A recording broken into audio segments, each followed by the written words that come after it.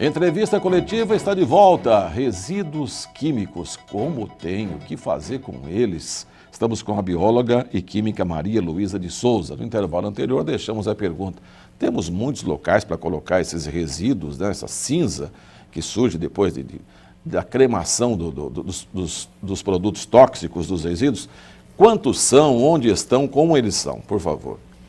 Não temos muitos, existem empresas especializadas que detêm a tecnologia tanto da incineração, né? Na verdade a queima é chamada de incineração, a remoção, depois da queima é retirada as cinzas, as escórias que vão para o aterro classe 1. Aqui no estado de São Paulo a gente tem em média de 3 ou 4 aterros classe 1 que são regulamentados pela CETESB e estão ativos. Onde eles estão localizados?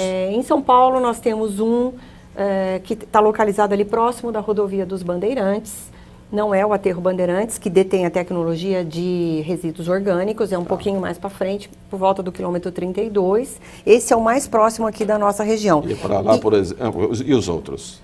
Os outros nós temos também no estado de São Paulo, mas um pouquinho mais distante. Mais para o interior. Mais para o interior, que também são adequados para se colocar. Só que o que acontece é o seguinte, veja, toda queima, toda incineração, ela é feita com base naquele laudo que eu expliquei no bloco anterior. Sim. Então, assim, a cinza, ela continua com aquela composição. E é isso que requer que realmente seja enviada para um local adequado. E esse local adequado, eu imagino, deve ter forração. Sim. Tudo para não contaminar o lençol freático, o solo, deve ser um negócio vedado, né? Sim, na verdade eles são chamadas de valas e eles são geologicamente preparados para isso. Então tem lá as camadas de manta, de brita, enfim, tem uma tecnologia bastante sofisticada para isso. Depois que essa vala ela se completa totalmente, aí ela é fechada e em cima disso é colocada uma camada de solo e há ali a possibilidade de um reflorestamento, claro, de algo que possa ser utilizado sem estar comprometido. Como você havia questionado, a outra forma bastante usada para resíduos químicos é o coprocessamento, que nada mais é do que misturar quimicamente um resíduo que não tem poder de queima com um resíduo que tem poder de queima. E essa mistura precisa ser feita num local adequado, é chamada de blendagem, e isso tudo é usado para poder fazer, ele dá um poder de queima grande nos fornos das cimenteiras. Veja, ele não é agregado ao cimento, ele faz com que nas cimenteiras, nos fornos das cimenteiras, é um processo de queima e ele entra como combustível nesse caso. Isso também é possível dependendo da composição. Agora, Maria Luísa, nós estamos falando aqui, né, de algo de Campinas, estado de São Paulo e tal. Será que no Brasil as empresas poluidoras tomam esses cuidados todos?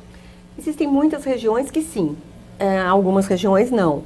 E isso é muito complicado, porque o órgão ambiental no Brasil que detém todo esse controle, em cada estado ele tem uma atuação de forma diferente. Sabe por que eu digo isso? Por exemplo, aqui em Campinas nós temos um terreno contaminado da Mansões Santo Antônio. Isso. Temos um terreno em Paulínia contaminado também. Recanto dos Pássaros, Santo Antônio de Posse também. E estamos falando do estado de São Paulo, né, onde o futuro já chegou.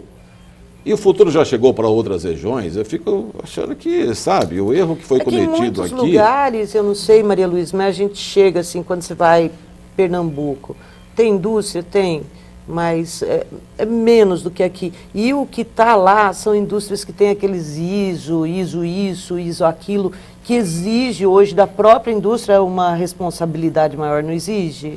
Exige. Veja, é muito particular de cada estado, né? Tem estado que vive do turismo, então tem muito pouca indústria. Automaticamente a poluição ambiental é menor.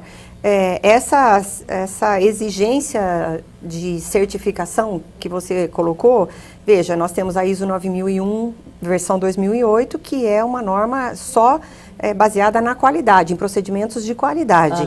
Nós temos aí a ISO 14001, versão 2004, que é uma norma que volta só para a área ambiental. Essa sim exige que, por exemplo, quando uma empresa ela é certificada nesta norma, ISO 14000, ela é obrigada a ter procedimentos, atender todos os procedimentos legais de destinação adequada de resíduos e ter o plano de gerenciamento de resíduos. Então, essa exigência realmente existe.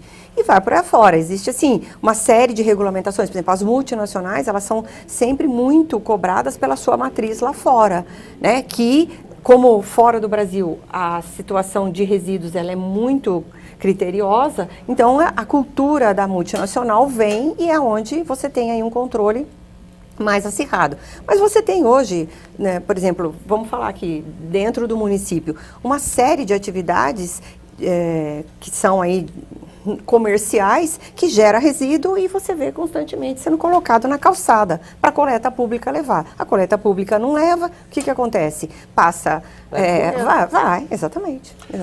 Eu queria reservar um pequeno espaço para garantir o tempo, pelo menos. Eu sei que a senhora também pesquisa sobre o uso de produtos químicos, produtos de limpeza, tanto no âmbito doméstico como no âmbito industrial. A mistura desses produtos, feita de maneira aleatória, né, de maneira não científica, pode causar problemas. Só poderia dar alguns exemplos para a gente, por favor? Bom, o exemplo mais clássico é o da dona de casa, que muitas vezes ela não usa, né, porque nem é ela que cuida disso, mas ela tem lá uma pessoa que presta serviço e que acaba fazendo um coquetel da limpeza. Ela mistura alguns produtos de limpeza, alguns produtos que são considerados produtos químicos, na esperança de que a mistura tenha um efeito de limpeza mais eficiente. E aquilo realmente pode causar um problema, porque quando ela mistura alguns produtos químicos e ela utiliza em ambientes fechados, utiliza sem estar com calçado nos pés, sem estar usando luvas, ela pode sofrer sim um problema de intoxicação, só dar um de exemplo alergia. assim, o nome do produto? Então, o mais comum é quando alguém vai, por exemplo, fazer a limpeza nos sanitários. Normalmente, o box do banheiro, que é um local que tem banho todos os dias e fica ali com um lodo, enfim, aparece bolor e tudo mais. Então, é comum as pessoas acharem que se misturar o saponáceo, né, que é bem bastante abrasivo, o pozinho, misturado com o hipoclorito, que é a famosa água sanitária, né, e joga ainda ali um pouquinho de sabão em pó. Daí fica descalço, esfrega e a janela do banheiro está fechada, porque às vezes um apartamento, a dificuldade de ventilação é grande, né? Então, assim, isso faz, ela pode ter uma intoxicação respiratória, pode sair a pele dos pés, ou quando, por exemplo, ela resolve lavar a louça do café da manhã ou a louça das refeições com algo que ela acha que vai tirar mais a gordura. Por exemplo, o multiuso, o famoso multiuso. Por quê? Porque está escrito lá desengordurante. E não é esse tipo de gordura, não é a gordura dos talheres, não é a gordura dos pratos.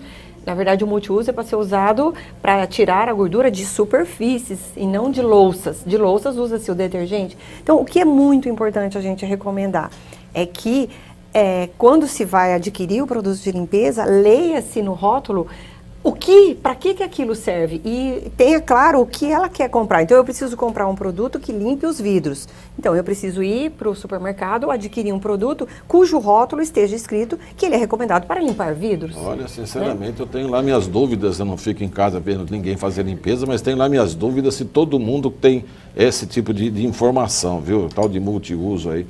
Mas, pois não, Zezé. Uma coisa que me chama a atenção, né, em todo esse processo de destinação dos resíduos, deve ser uma coisa cara, né, Maria Luísa?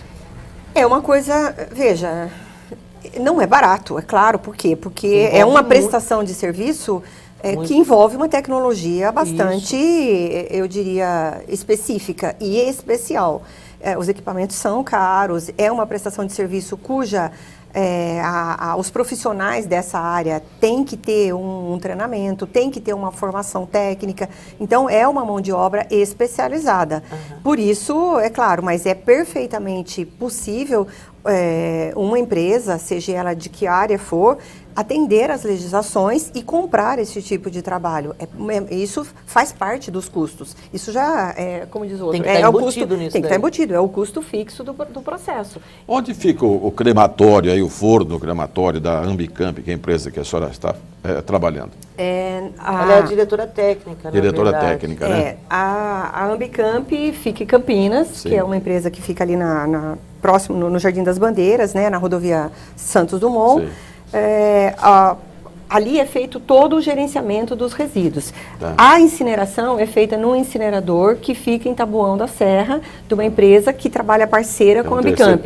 A tecnologia de incineração, é claro que é uma tecnologia que detém uma patente, assim como o nosso trabalho também. Vocês vão aos locais que contratam vocês, recolhem aquele lixo, e os caminhões são diferentes, os motoristas, é tudo... É excelente colocar isso. Todo cliente que quer comprar o trabalho da Ambicamp, a equipe técnica da Ambicamp faz um levantamento técnico na empresa, avalia quais são os resíduos químicos que vão ser gerenciados, é feita uma quantificação, ou seja, a gente vê qual é a quantidade gerada e qual o período que é gerado, aí nós fornecemos as embalagens para ser colocados esses resíduos, vamos para essa empresa, a nossa equipe técnica dá um treinamento técnico para as pessoas dessa empresa que são envolvidas nesse processo, e as embalagens ficam lá por um período estanque determinado. Ou seja, aí a empresa coloca ali os resíduos, aí a Ambicamp volta num período posterior a isso, que pode variar quinzenal, mensal, bimestral, trimestral, quadrimestral ou semestral. Exatamente. A legislação permite até semestral. Tá. Aí a Ambicamp leva, isso é feito por um contrato anual, porque a legislação também exige.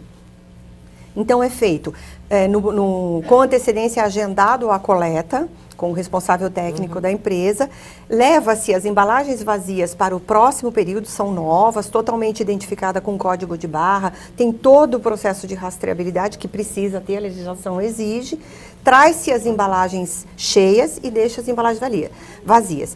O veículo de coleta, é claro que são veículos especiais, eles têm a necessidade de legislação exige certificado de inspeção do Inmetro, ele é todo adesivado, ele tem classificação de risco, ele tem toda uma identificação que atende. Pois não. Bom, com essa explicação ótima, aprendemos muito, mas o tempo acabou, viu? Claro. Foi uma verdadeira aula que tivemos aqui.